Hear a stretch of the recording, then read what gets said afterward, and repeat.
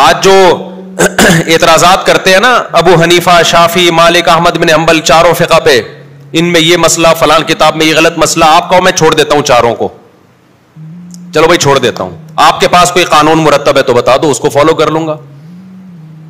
تو ان کے پاس بھی کوئی مرتب قانون کوئی ہے ہی نہیں.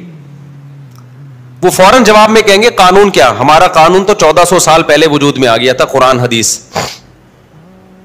تو ابے اس قرآن و حدیث سے کسی نے مسائل ریٹن فارم میں لکھے تو ہوں گے نا. یہ اب تک امت ایسی بانٹ چلی آ رہی ہے، جو اسلامی حکومتیں، خلافتیں چلی ہیں،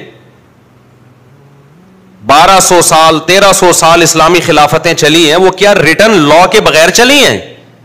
یا جج کو اختیار تھا کہ بخاری مسلم میں دیکھ کے جب بھی کوئی کسی کے پاس کیس آتا ہے بخاری مسلم کی اسٹڈی کر کے اس کا فیصلہ حل کرتا ہے؟ کیا دنیا میں کوئی عدالت اس طرح چل سکتی ہے؟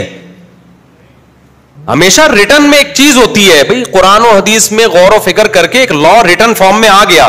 آپ جج کو دیکھو نا، جیسے ہی وکلا اور ججز آپس میں بحث کرتے ہیں تو جج فوراً، وکیل کیا کہتا ہے، فلاں کتاب، قانون کی فلاں کتاب میں فلاں شق ہے، تو وہ متن پڑھتا ہے.